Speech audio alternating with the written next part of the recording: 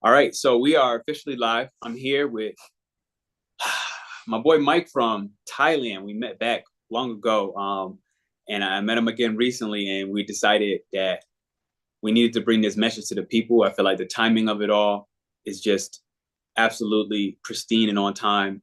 Mike, let us know up front, like a little bit of a glimpse into what message are you bringing from an intentional standpoint when you talk about elevating your consciousness. How does the year of the snake relate to everything? What's happening even in China that may link to some of the messages you have, you being somebody living in Asia? Why do you feel like elevating the consciousness right now is critical? It's important. It's more necessary than any other time. Talk to me. Wholeness, balance, vibrations, greatness first. I want to bring that into the space. What up, everyone? Welcome. Thank you so much, bro, for allowing me to come on your platform and share.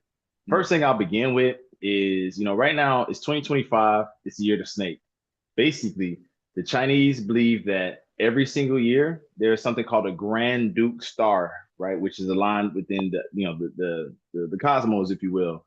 But that Grand Duke star energy brings in energy for that animal year, and whatever animal year it is, right, they basically are the one that are like shining. They're on top, and it's like their year for everything to shine and go well, so to speak.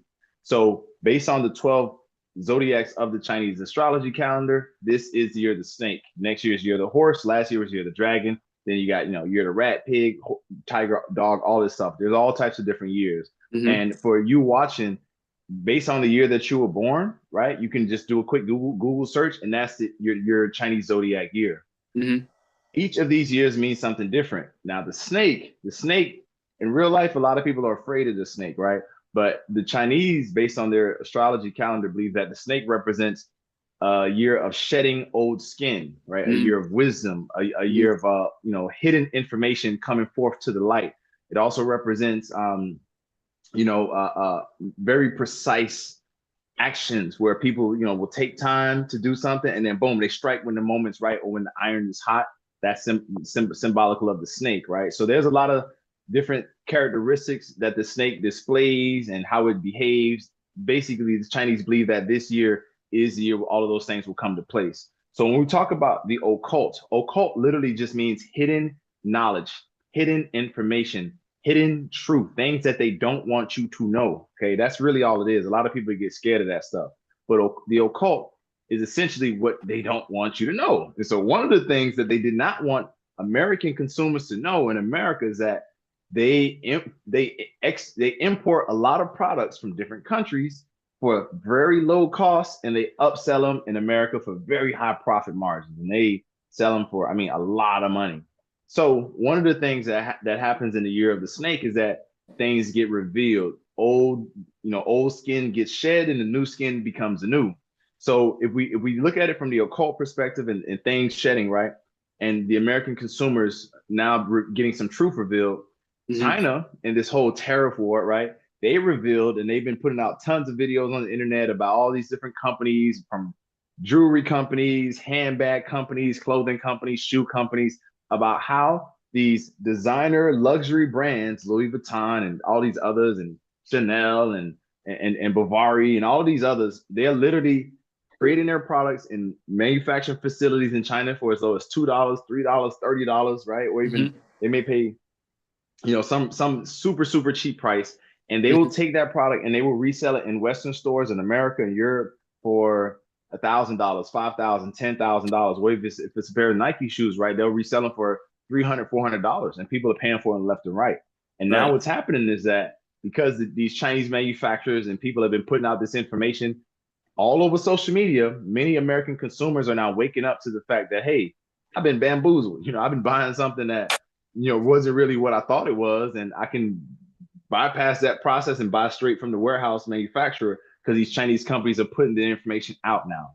So that's one example of the occult, or the hidden information that is coming forth to the light, and the skin of the snake being shed, because now American consumers are waking up to say, hey, I don't have to go buy at the mall anymore, right? I can literally go buy directly from China, the same place where Louis Vuitton and Gucci and all these top designer brands, luxury brands, are getting their products made and shipping them to me, and I'm paying all types of money, right? So this is just one example of many different things that are coming out this year. And I wanted to start off with that because I believe that's a relevant topic because we are in the year of the snake.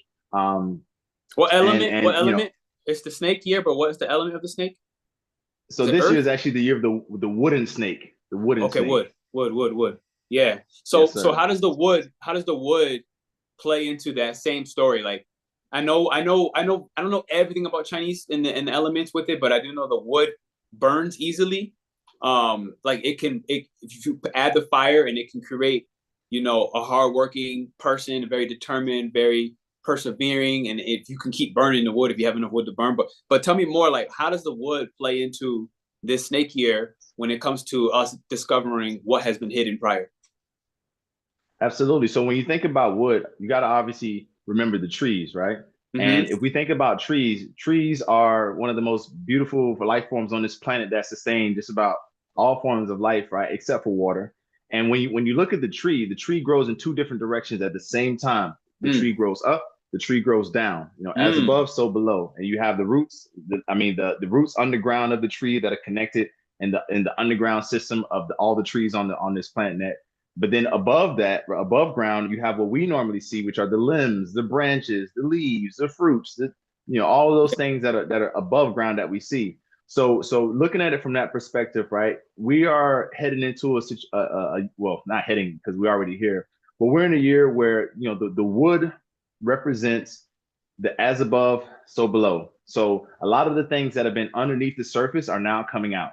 A lot Mm. of the things that they were not showing us are now coming to the surface and coming above the surface, which, like I mentioned in the very beginning, that example of the Chinese manufacturers beginning to put information out there about what's always been there underneath the surface of the American consumer and Western consumer population, and now it's coming above the surface to where everybody's now seeing this information. It's all over social media publicly, right? So that's Mm. just one example. And Mm. you are correct. Wood does burn very easily, and considering that, take a look at all of the things that are happening, right, with American politics. You got things happening in Ukraine, right? You got things happening in Iraq. You got things happening in Israel, and even if you look over in Africa, there's a lot of different developments happening in countries like Burkina Faso, right, Mm. where some of the old agreements between some of those African nations and France and different European nations, those things are starting to burn, right? And Mm. and and what was there under the surface has now come above the surface. And some of those countries are like, no, like we're doing it a new way now, and we're shedding the skin of the old, going into the new, and literally just burning the bridges, burning the boats of what we were doing before. So the wood is very significant in a lot of different ways, and it's gonna be interesting to see what happens this year, bro. Not only just in the West, not only in the East, but also what's happening internally inside of our spirits. Because as you know, we're also headed in. We're heading into some very new times, going into the golden age. Going into just some uncharted territory in terms of the collective consciousness beginning to elevate and rise.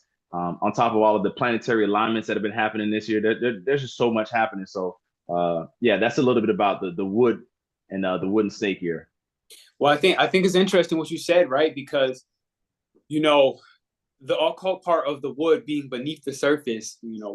A lot of people, I feel, at least on this channel as well, understand that what's beneath the surface is the real gems, right? Like this is the true wealth. This is the stuff that we've been building as for our character at a personal level, right? Our morals, our integrity. These things go unseen, right? Like this within itself is hidden. This within itself is occult. Where it's like now, from what I'm understanding, that as above, so below, it's like this is one of these moments of the meek shall inherit the earth type energy, where it's like, if you were overlooked before, right now it's the shedding will start to reveal so much. As we know with snakes, the very intuitive creatures in every powerful dynasty that has ever existed, every, you know, futuristic society and civilization from old worlds have always had snakes as emblems, whether it being on their head, whether it's the understanding of the kundalini within the body. So we're talking about the occult of the kundalini energy starting to unravel, starting to uncoil,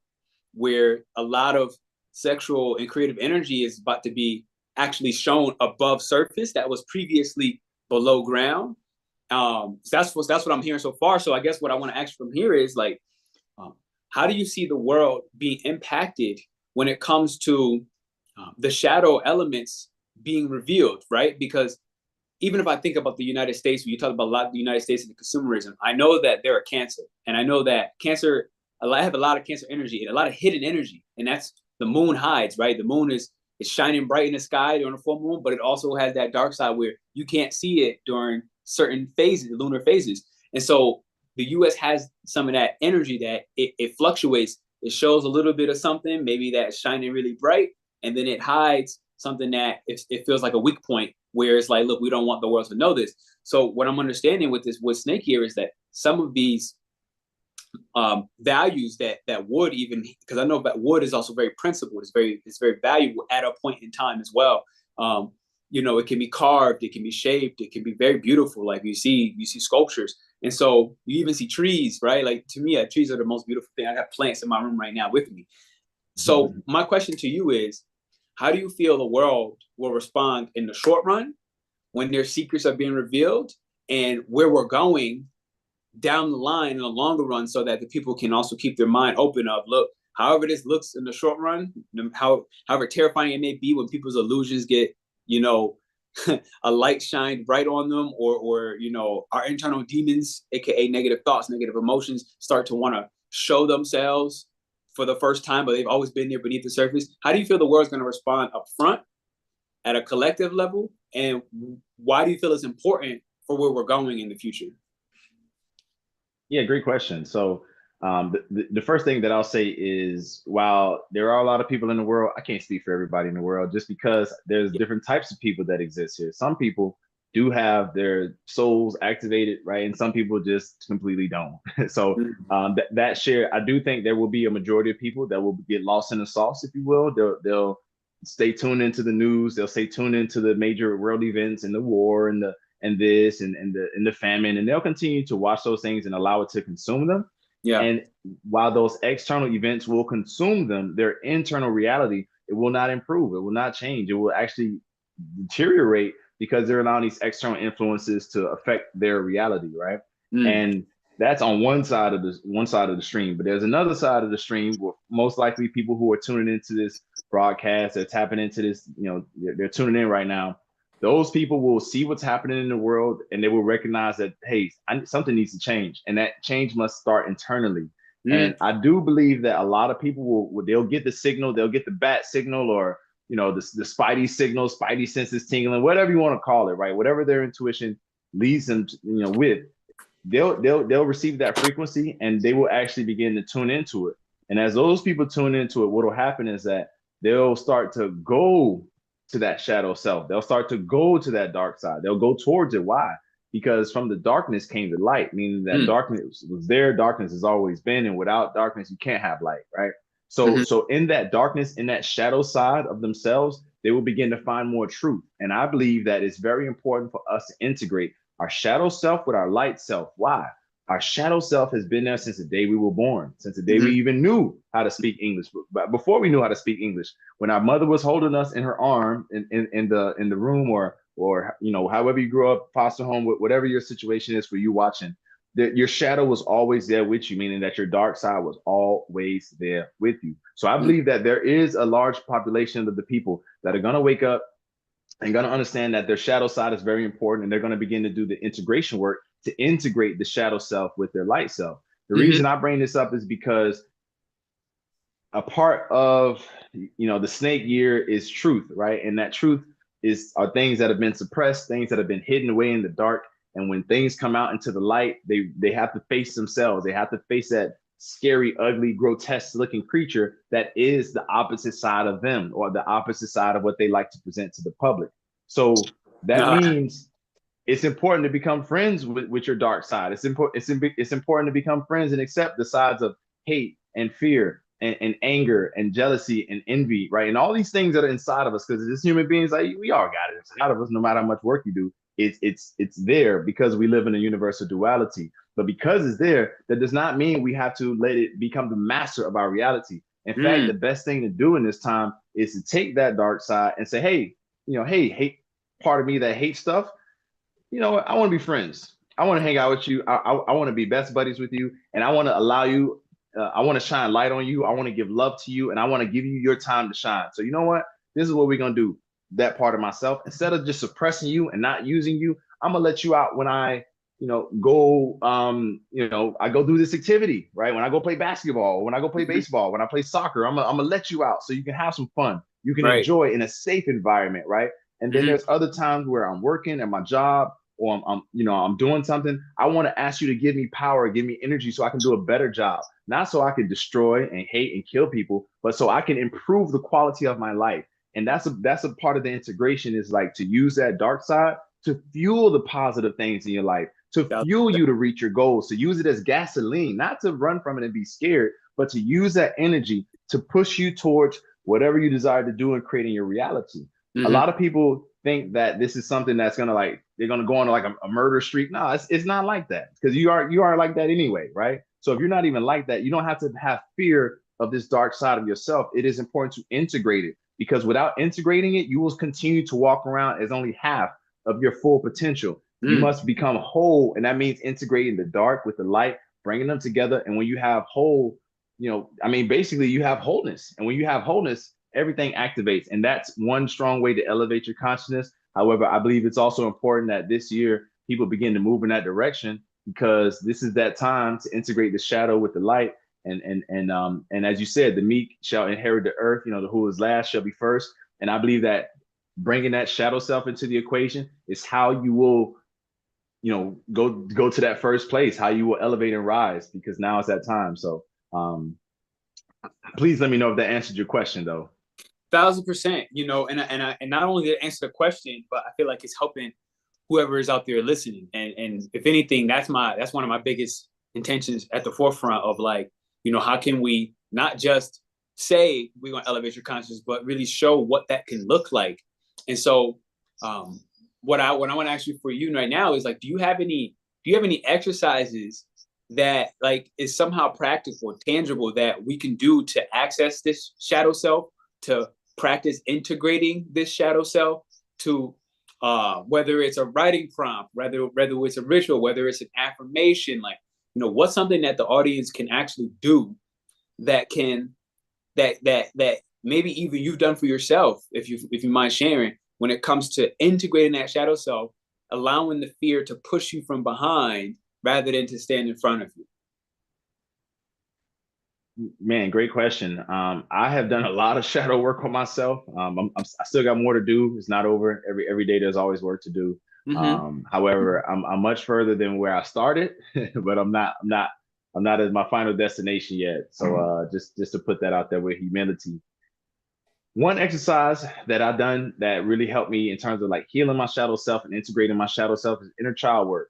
Now, the Mm-hmm. reason I say this is because there was things that happened in my childhood, your childhood, her childhood, his childhood. Everybody has something that happened in childhood, Mm-hmm. whether it was you scraped your knee at the playground, or like, you got picked last, or, you didn't get invited to the friends group, you know what I mean? Or like, somebody took your lunch, you know what I'm saying? We all had things that happened to us as children. And a lot of the times what happened is that as we move forward on our timeline through, whatever this time matrix, whatever you want to call it, linear time, Yeah. whatever.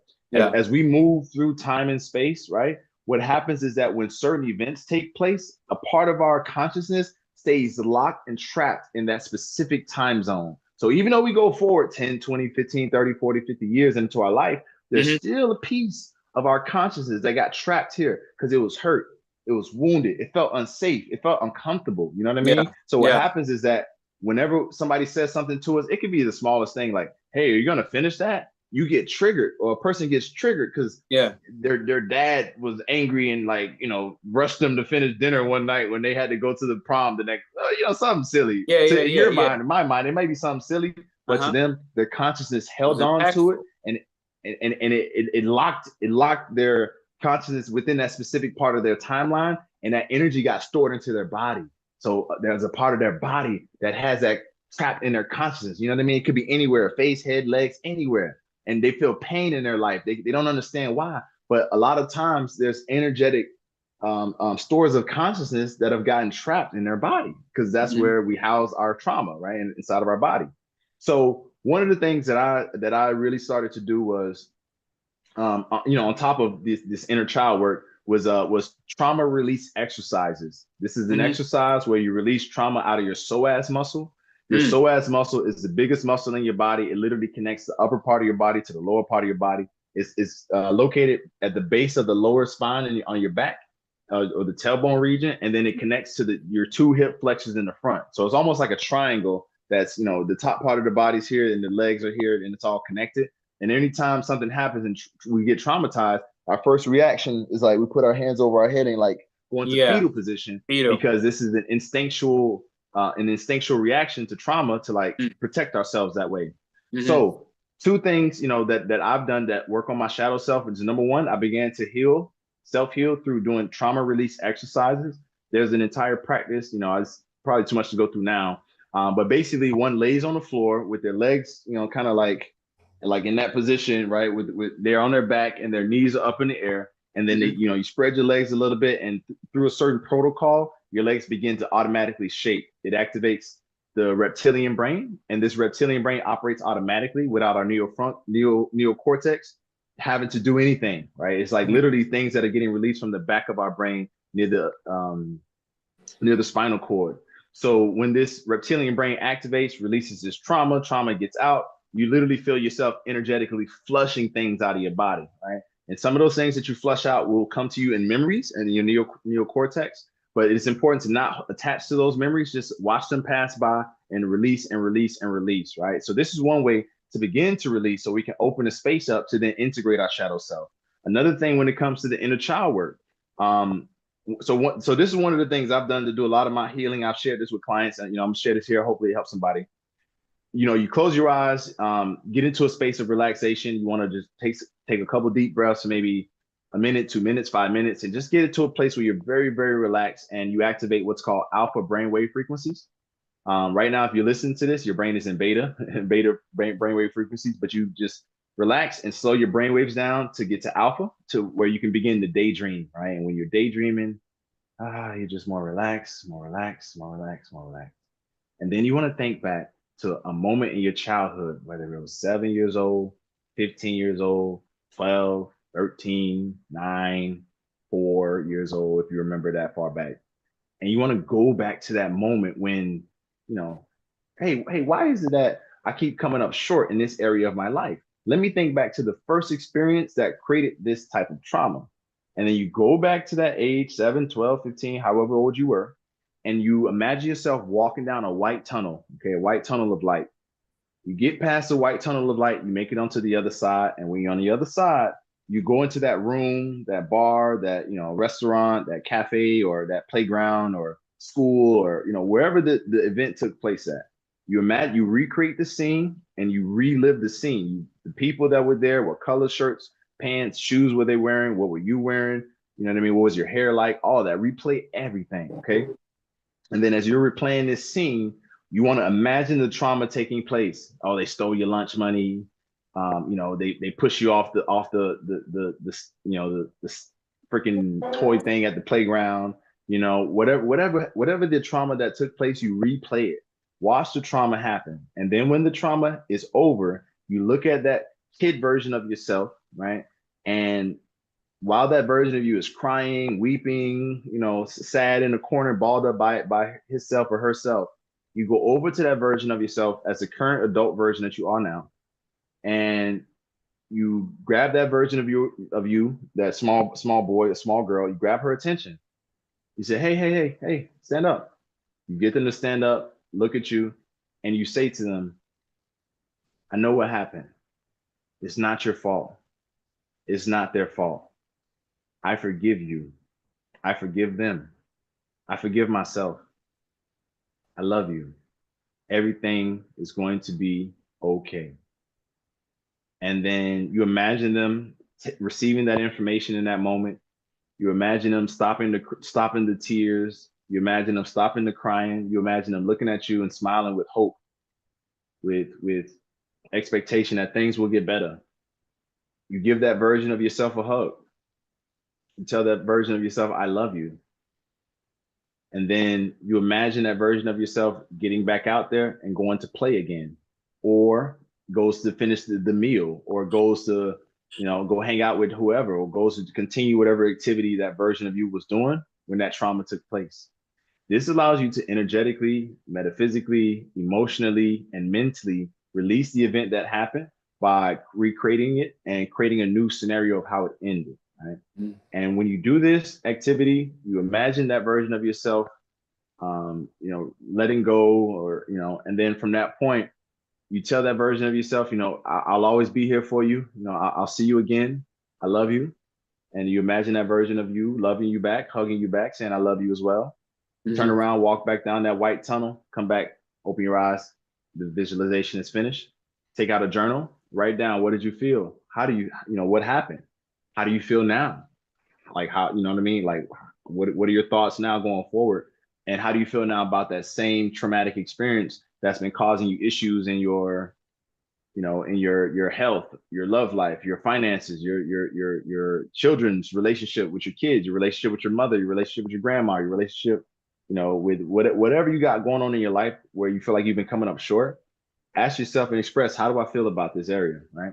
So those are two things, right? Two exercises, and I'm gonna give you one more just because like I've done so much of this stuff, and it's like I recognize that people need it, So I'm gonna give you one more. The other thing that I personally would do is for a very long time, bro. There was I used to think there was monsters under the bed, and you know what I'm saying, like monsters in the closet. and then one day I realized that, oh, ain't no monster there, under the bed. What was I afraid of? And then as I like began to go deep in my meditations for a few years, like I would see this dark energy, right? And I was like, oh no, got to get away from it.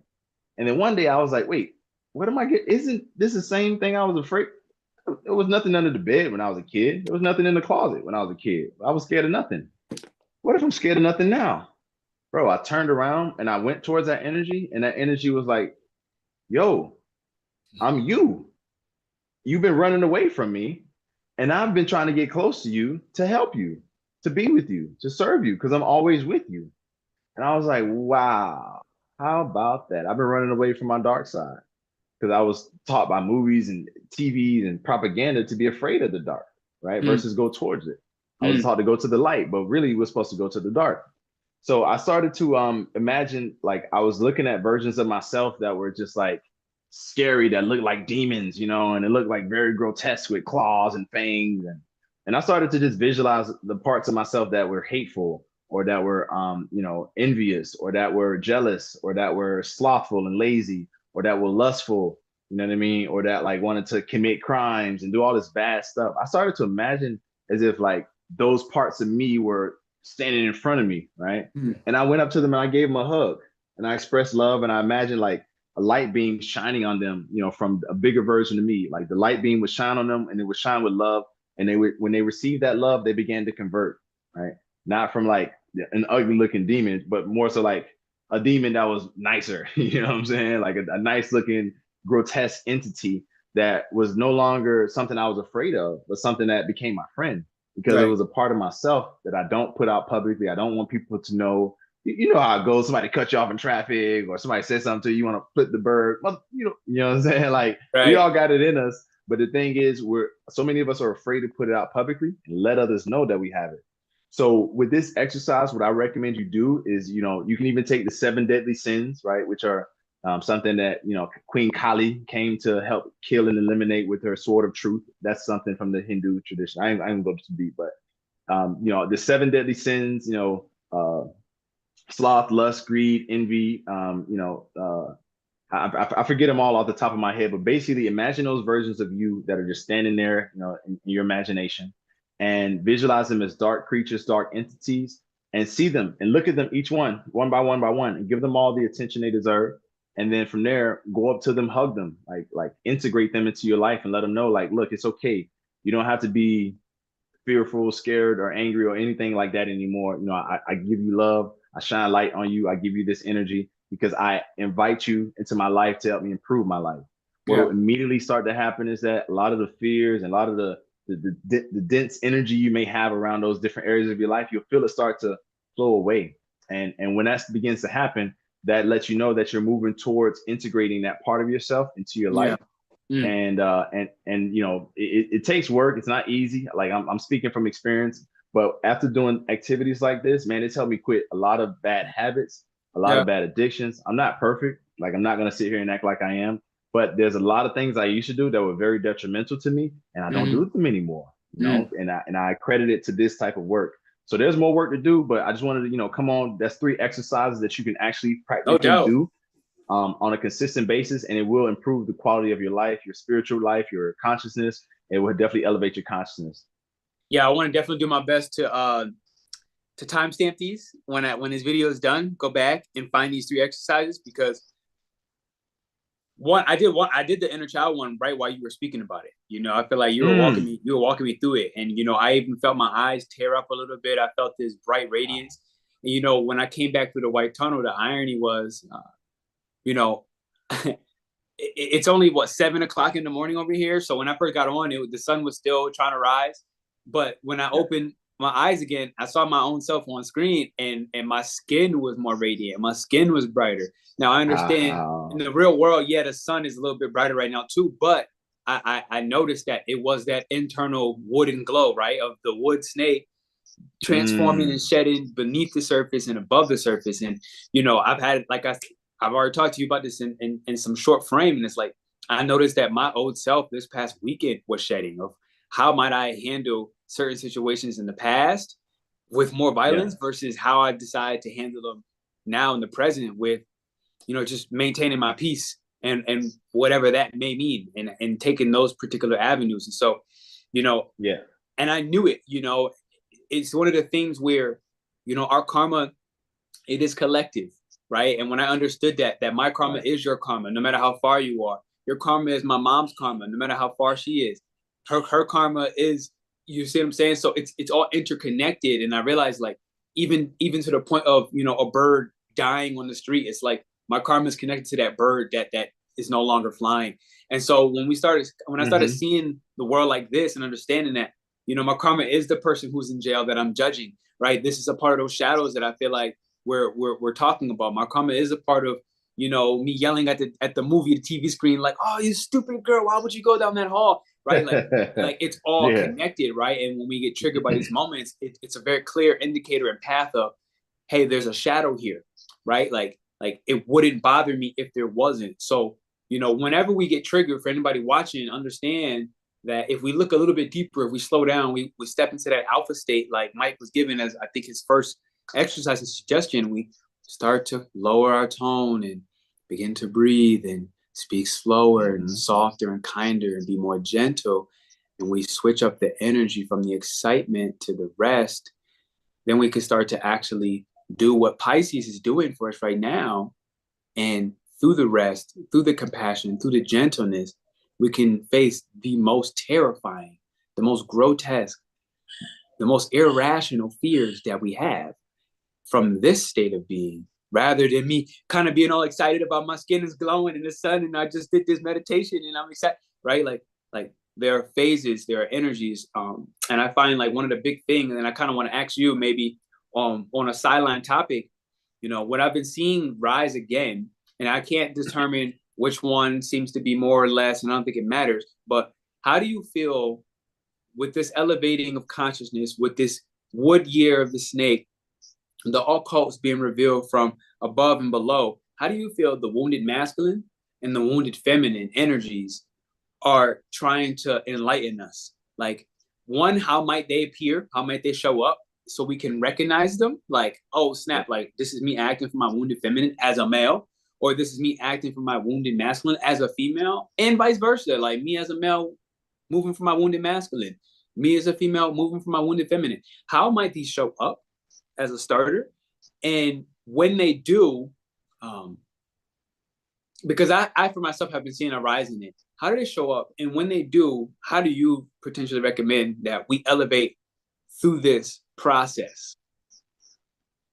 Yeah, that is definitely a great question. You know, how do we, like you said, how do we elevate uh our the wounded masculine and the wounded feminine? Is that Yeah, like correct? how do we bring ourselves into equilibrium where, kind of like you said with the shadow selves, right? Like if the wounded Yeah. part of this masculine feminine are literally a part of our shadow behaviors that we're probably operating unconsciously, but we want to bring them into consciousness, how can we recognize these things? And to kind of also, you know, this is a Yeah, passion great of mine, so question. I'll kind of like highlight some quick ones, like wounded feminine. I'm thinking manipulation at a psychological level, at an emotional level, at a mental level. I've seen this with married couples when maybe the male may not be as emotionally intelligent, and the woman might use that wounded feminine to kind of, you know, sway her or persuade him in a certain way, or the wounded masculine who in this instance, because he doesn't understand such, you know, emotional depth, he might become enraged, he might become violent, he might become aggressive because he's not understanding, and so he responds where I don't know what's wrong, but something's wrong. And then, you know, so this you see happen in relationships, not just in romantic, but in any relationship, even in the workspace, right? Like even within our with our family members, with a random stranger who we seem to not care about, because why should I care about you? I don't even know you, right? I don't even love you, right? And so in relationships, these I've been seeing a rise of wounded responses, reactionary moments where our wounds are also rising to the surface because they want to be addressed, they want to be nurtured, they want to be caressed, they want to be healed. So, you know, as these rise up, what do you recommend for people to kind of elevate their consciousness in this process as it links and relates to this hidden energy of the wood snake? Yeah, all right. Thank you for that clarity, bro. Truly, we live in a world where there is duality, right? And the divine feminine and the divine masculine has been split. It's been divided. And with the current times that we're in, whether it's the powers that be, you know, I'm not going to go too much deeper into them, but they prefer division. They prefer people dividing and not, you know, divide and conquer, right? That's the main strategy. So that also not only includes from an economic perspective, from a cultural perspective, ethnic perspective, but also a gender perspective where they want to divide the masculine and the feminine. Now, the thing is, a lot of people forget the fact that, look, we are both man and woman because everyone has a mother, everyone has a father. Most people have a father, you know, but you need the womb of the woman and the seed of the man in order to create life anyway. So everybody does have a father, right? Whether he's there or not.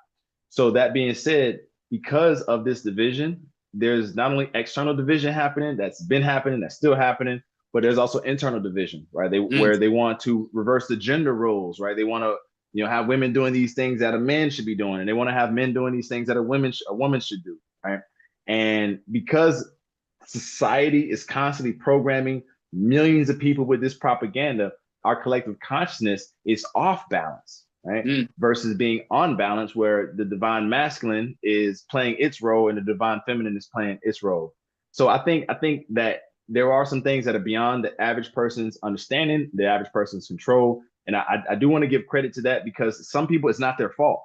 So like if you're watching this right now and you feel like you're out of balance with your feminine or you're out of balance with your masculine, I want to just let you know it's not your fault. But now that you hear this information, it is your responsibility to do something about it if you Yes. are in a place of being out of balance. So Yeah. how can one recognize when there's an imbalance? Well, you have to look at, you know, what is it that a female energy is naturally responsible for? Creativity, flow, you know, that curvy, flowy energy, right? That's why the woman has curves on her body, right? That's why, you know, the woman's mood fluctuates based on how she feels, based on the time of the month, based on, you know, her monthly visitor that comes around, right? Based on if she's had food in her body, right? It fluctuates, you know what I mean? And it's not that I'm trying to put down or put up the woman. I'm just saying what is. Whereas the masculine energy is more of a straight, it's more of a straight, direct energy, right? That's why men have straighter bodies. Men can do work where they're focused for long periods of time that are, you know, whatever it may be. Their answers are direct. You know, they may only want this one simple thing because they're straight, they're direct, and Yeah. that's the masculine energy. You know what I mean? And so when it comes to these two different energies and being able to balance the two, I believe that it's important. Like when you feel that you are being too masculine, right, as a woman, I believe it's important to step back from that task or step back from that activity and ask yourself, like, am I in flow? Like, does this feel natural? Does this feel right to me? Or does it feel like I'm doing something to, you know, for some external forces to please whatever it may be, whether it's working extra hard in my career, whether it's trying to like compete with the other guys in the corporate Sure. boardroom or whatever it is, right? And on the masculine side, it's like, okay, if you feel like you're in your feminine energy too much, maybe you're being overly emotional. You're not able to control your emotions. Maybe you want people to, give you emotional support for your emotions that you feel, right? Or maybe Mm, it's something to where, you feel like you should be the one that's you know that things are being attracted coming to, right? Just like a woman has things coming to her. I think then it's time to step back and say, well, hold on. Am I operating in my masculine, or am I operating in my feminine?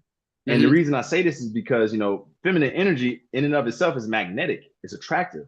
Masculine energy is the opposite, where it's more direct, you know what I mean? And so just off of that right there, I think it's important to, like, be aware of mm, where we are within our energy.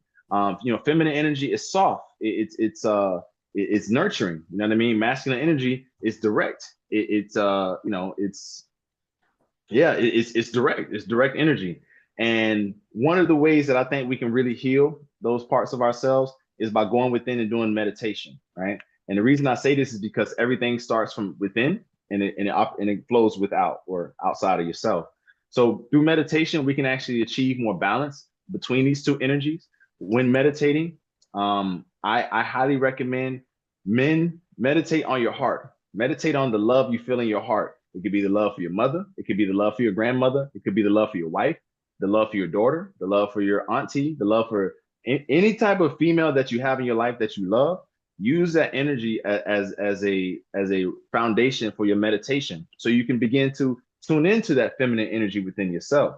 And as we as men tune into that feminine energy within ourselves, it will give us more energy to create, to do, to act. You know what I mean? To give life and power to the things we want to do with our masculine energy. And same with women. If you can, go within yourself, meditate, and again, tap into your heart, right? You mm. will automatically tap into your feminine energy, because you're a woman, and women have this very powerful intuition. However, what Powerful. will also, oh, extremely powerful, extremely powerful. Like, they're the only creatures that can, siphon life.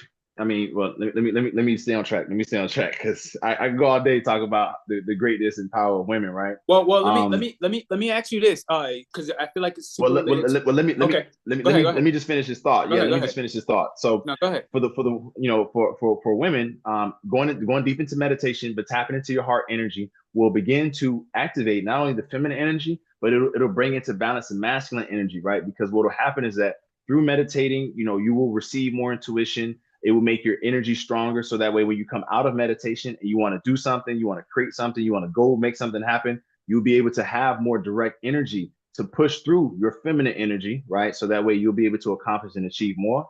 So I Mm, think that going internally, meditating, like, this is one of the ways that we can bring balance to the masculine and the feminine. Of course, there's a lot more that goes deep into it, but I just think that this is like a basic place to start, is with doing more meditation. But yeah, please, let's go on to the topic you were going to bring up. yeah. So you sparked a thought somewhere, and I'm curious, if you're versed on this or not. Like, that's a, we'll figure it out in a second. The Atlanteans, the Anunnaki, the Lemurians, and in this moment, primarily those three. I was Mm-hmm. crossing some information one of these days about how the Lemurians operated primarily out of the divine feminine energy, right? This is Mm. from my understanding. And, the Atlanteans coming in after were some of the ones kind of starting to use the oracles and the oracle abilities that these Lemurians had. And they had the more of the masculine mindset of, in the beginning, right? Where even with delicate and intentional purposes, want to use this to progress, to advance their spiritual technology, and etc. But then eventually, and again, there's so many ways you can go to this.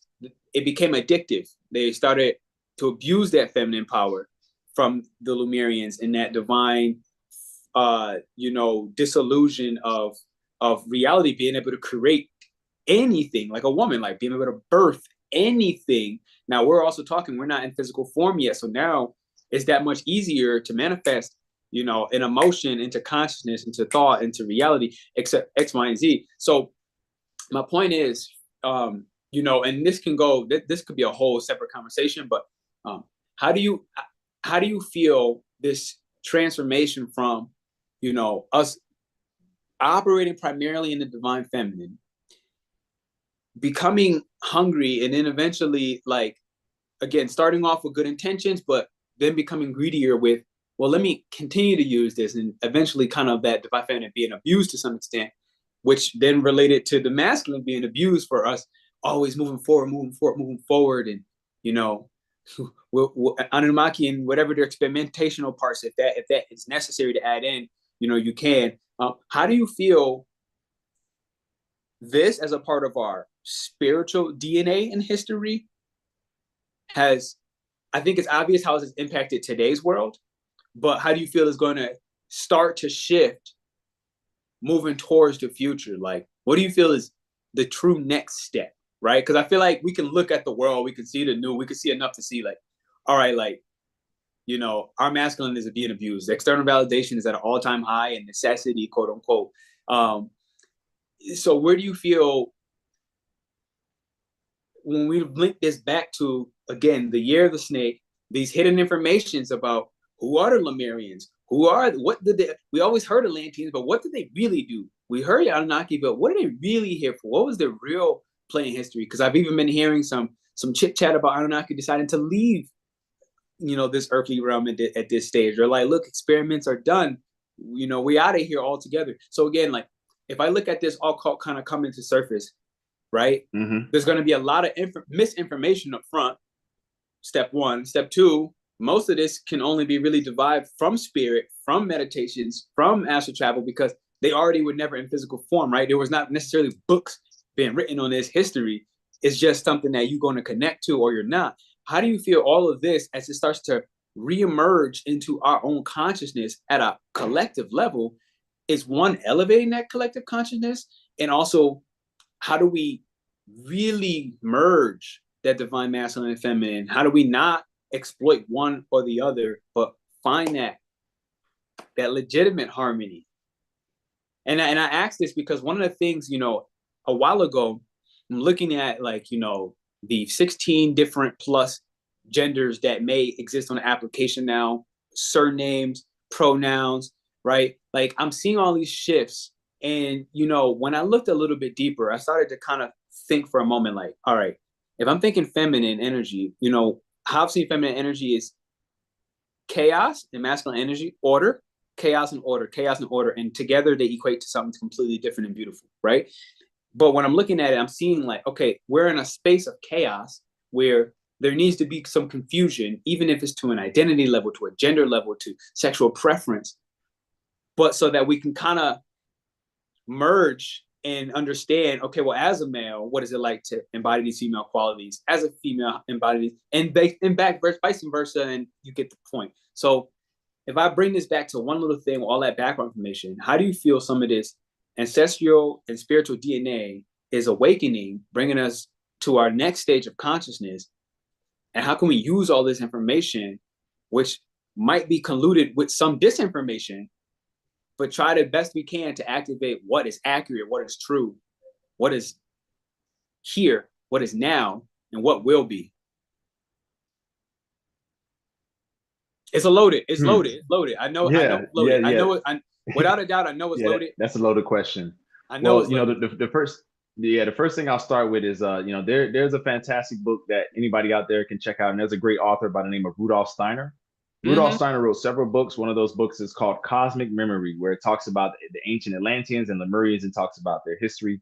It even talks about an ancient entity, very advanced entity known as Manu, right, which is supposed to be one of the unspoken advanced entities at that time. But Manu was given a vision that he was to lead the creation of a new race of man. And he eventually gave that information to a scientist who began to do experiments with the DNA splicing, all this good stuff, and they created a new race of man. And essentially, there was also a prophecy that stated that some of the people of Earth at that time, right, or Tartaria or Gaia, or whatever name you want to use, they were basically there for so long that they became uninterested, right? They did everything. They did teleportation. They did telekinesis. They did all these amazing, superpowers that we think of superpowers. They did all these things already, right? And so because they did all these things already, they kind of got tired. It's like if if you play Mario Kart and you beat and win Mario Kart, and the only game you got to play is Mario Kart for the next 30, 40 million, or even the next 10, 12 billion years, right? If you could only play Mario Kart, eventually you get tired and you're like, you know what? I'm tired of this. Let somebody else play. Let somebody else win this thing, right? And that's a part of the prophecy that happened, is that this would take place, and when this took place, it was put in position so that way those who were some of the original entities on this plane would remember, oh, let me wake up and let me help this place transcend to what it's supposed to where it's supposed to go, which is why they say we're shifting into the 5D Earth going into 5D from 3D, right? But that's all ancient prophecy. Like, this was all prophesized. Everything we're going through right now, it was all prophesized. And there's many different psychics and people who've written books talking about the prophecies of what we're going through right now in this very moment. Mm-hmm. So yeah, great book. Would recommend that to learn more about Atlantis and Lemuria and some of the things that happened with Rudolf Steiner. But going forward, I really see that we are elevating in terms of like the collective consciousness. Things that people are being waken up. People have access to artificial intelligence where we're able to get in information we could never had access to before, right? Yeah. People are learning about things like the Akashic records. People are learning about things like reincarnation and past lives and future lives, and they're learning about different things that are happening in the east side of the world. The different traditions like how Buddhism believes in reincarnation, and in the Hindu, they believe that some of these quote unquote gods were actually advanced entities that came from the stars, and they brought gifts and information and wisdom, and that information and gifts and wisdom, they're still using it today, thousands of years later, right? Yeah. And through some of those lineages that existed. So this information is coming out. More and more people are becoming aware of it. So I believe that what's happening is that we're experiencing a collective shift in consciousness where more people are being awakened to what this reality really is, what we really are coexisting in, what we are co-creating. And through that process, some of those who are, aware enough will have the opportunity to ascend, transcend, whatever that looks like for them. And I believe that will also include that energy of transcendence taking place for Mother Gaia, Earth, the world we live in, also receiving that transcending energy. And I think what's going to have to happen is that more people will have to experience some sort of traumas to be shaken up. You know what I mean? So once they're shaken up, they can look at the structure of what they thought they were building, the castles in the sand, and then when the castle's in the sand or the house of cards falls down, they can open their eyes and look up and say, okay, you know what? Let me actually do something for real now. I've had enough of whatever I've been spoon fed, and I want to experience what really is reality. And I believe that we're currently going through that right now, and people are seeing it, through all of the things that have happened, especially with C-19 that happened back in 2020. A lot of people, went through some heartache with that, and that woke up a lot of people. So this is all leading towards a greater awakening that's happening all across the world, not just for one culture or another. And one of the things that I have really been investing a lot of my time on is studying, a lot of people talk about, oh, life after death. What happens after death? I've been studying life before life. You know what I mean? Like, what was life like before I was born, before I came through my mother's womb? Where was I? What was happening? Through the Akashic records, you can access that type of information. Yeah, absolutely, bro. People don't ask those types of questions. And even bigger than okay, what was life like before life? But I also asked myself, okay, what happens after this life? And so I went into a very deep dive, and I've done a lot of studying. I can't say that I'm an expert on these topics, right? Because I'm still studying. I'm still an adept in my own ways of just studying and acquiring wisdom and knowledge. However, one thing I will say is that I've found out that a lot of ancient cultures before Egypt, before India, before China, right? We're talking Atlantis, Lemuria, Tartaria, right? And even when you go back to some of the earliest religions of the world, like the Typhonian religion, that was one of the first that ever existed, right? And one of the first goddesses, her name was Typhon or Apep, as it was later changed to, and her son Sut, right? There's a great book called Celestial Ship of the North where you can find information about that, as well as several other books that talk about it. But in these books, they actually talk about how there was a certain process that souls that came to this plane, right? They would go through in order to evolve and transcend. And after that evolution of transcendence and after their lifespan took place, they were to go on to something greater, right? And, this information is out there. It's out there publicly. But for me, I just began studying it, relatively recently. But the things I've discovered is that yes, we are here to begin to this process of transcending. That's why the world is being shaken up, so we can wake up and look and realize, like, oh, okay, yeah, all of the falseness, all of the fakeness, all of the fake skin is being shed, and what's Yeah. coming out is the truth. And the truth is that I must focus on activating that which is within me because the creator gave me it's a piece of itself, right? Yeah. I use this analogy with people all the time. If imagine if the big ocean, you got the big ocean, right? If the ocean is God or Mm-hmm. universe or creator or source or whatever word we want to put on it, right? If the Mm. ocean is source, and if you take a cup and you dip that cup in the ocean water, right? And this ocean water, it's in a cup now. It's not in the ocean, it's in a cup. Okay. So because it's in a cup, does that mean it's not the same essence of what's in the ocean? No. It's the same thing that's in the ocean, but now it's in a cup. It's in a smaller cup, and you can drink that water, right?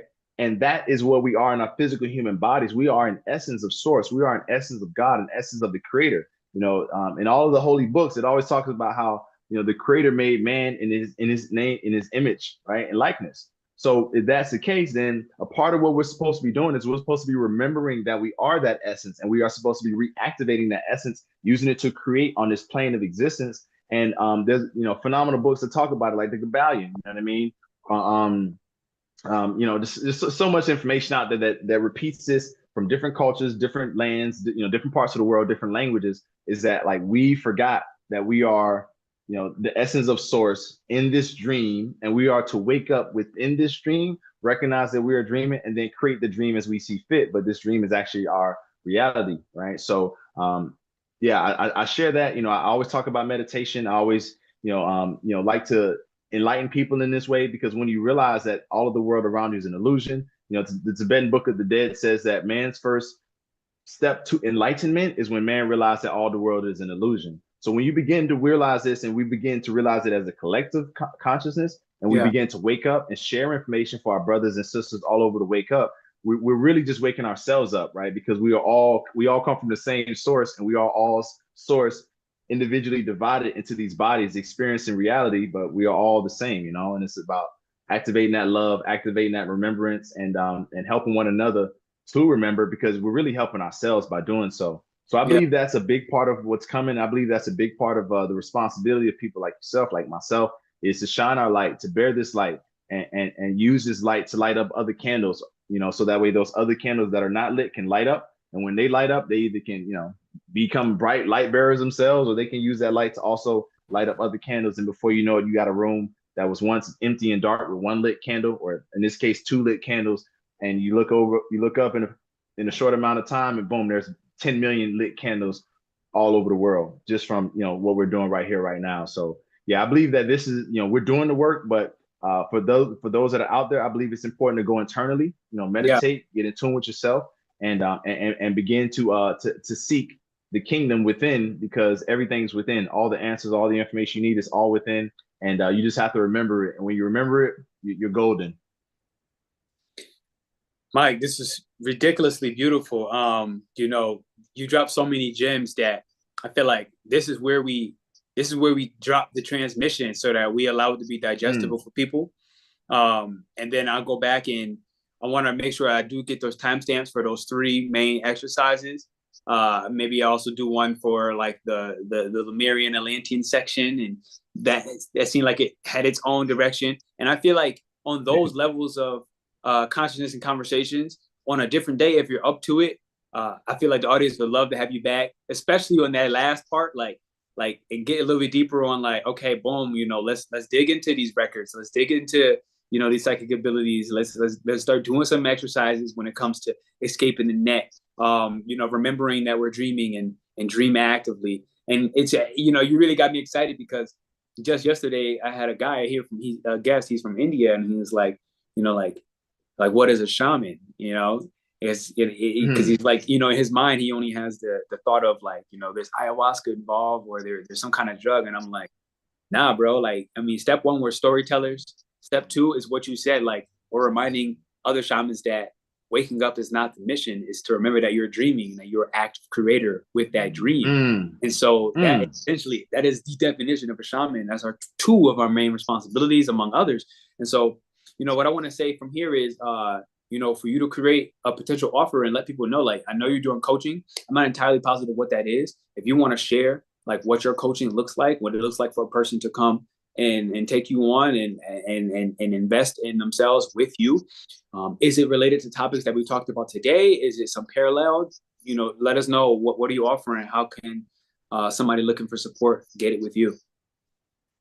Absolutely. Thank you so much for asking. So I took a break from coaching just because I had so many spiritual awakenings, and I have reemerged, and I'm sharing this now with everybody. So I do online coaching. I provide online life and business coaching. So what I do is I teach people how to take their expertise, their knowledge, their experience, or story that's within their mind and within their heart, and how to package it into an online product, whether that be a course, an ebook, a digital program. It could be an online coaching program, a consulting program, a membership, an app, right? It could be a software, it could be an event, it could be an experience, it could be mastermind retreats. These are all things that I've either done myself as well as help my clients monetize online. So these are things that I help people with. I help them with putting together the marketing, the idea, the branding, the packaging, advertising, selling the product, building systems and automations around it, building a team to be able to scale it and grow it, and eventually be able to, have a lifestyle of, that they choose to do.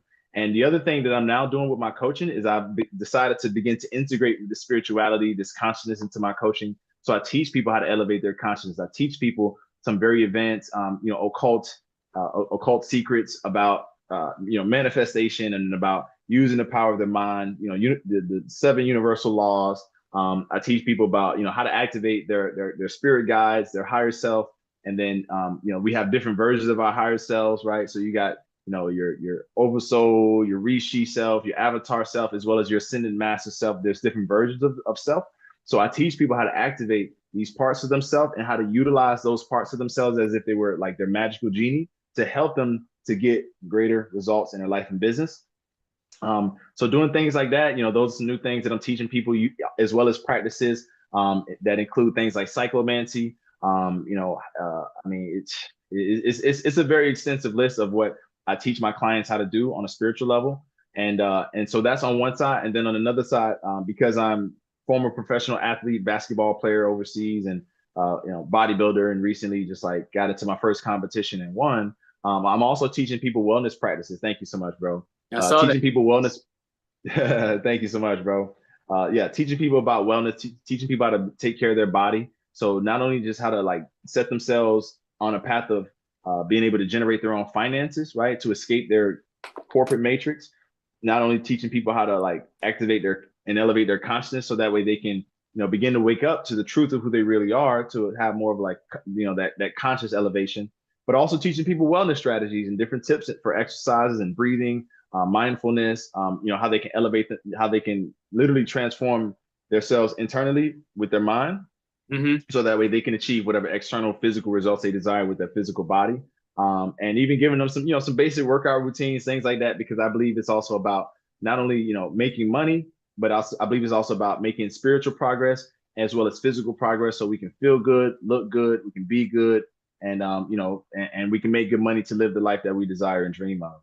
So that's a little bit about what I do with my coaching. If you'd like to learn more, you can visit begreatermedia.com. Again, begreatermedia.com. That's where, we offer different services. We also have an AI side of what we do. So we do different AI services. And I also teach people how to use AI. Like I teach my clients how to use AI to grow their business and create products and create marketing material. But also we provide like AI influencer development, and we provide AI voice agents, SMS agents, custom AI built tools, right? AI software. So we're doing quite some unique things on the AI side as well. And that's just a little bit about what we're up to. And if you'd like to learn more, you can reach out to me. Let me know Pernell sent you. I'll definitely make sure to treat you with extra love, extra care, because he's a brother of mine, and we've had some amazing experiences, and he's elevated my consciousness and let me know now's the time for me to put this out there. So I'm doing it, and I thank you, bro, for allowing me the space to share. And looking forward to helping whoever I can in service. Man, if y'all didn't pick up on the AI part, my man is in Aquarius, and he, I'll see all the Aquarius that Pluto Aquarius got them acting out. They ready to speak up, right? They transformation right now. So, kudos to you. Congratulations on the bodybuilding and the new ventures in life, as well as just again, elevating the whole practice and adding in those those passions, those joys. So that's it. BeGreaterMedia.com. Send me the exact link so I can't mess it up. I'm going to pin it in the comments, ladies and gentlemen, if you're watching. And I'll try to make sure I do that right away right after the video. Might take a little extra time on the timestamps, but other than that, I want to say, Mike, I'll catch you backstage. For now, I'm going to press end on this transmission. Is there any final message that you want to give them before I stop this? Yes, there is one final message I want to share with people before we get out of here. Mm-hmm. The final message I want to share is that activate the 7 universal laws in your life, improve the quality of your life. Mentalism, the mind is all is the mind. Cause and effect, rhythm, vibration, gender, polarity, correspondence. Practice these, elevate your life, and remember, we are all connected through one infinite source. So be love, show love, and wholeness, balance, vibrations, and greatness. Wholeness. And remember, y'all, if y'all don't know what those 7 principles are, you can go and you can get some work with this dude, Mike, over here, and you'll learn it and you'll be able to implement it to get yourself out of the matrix into your own matrix. All right, ladies and gentlemen.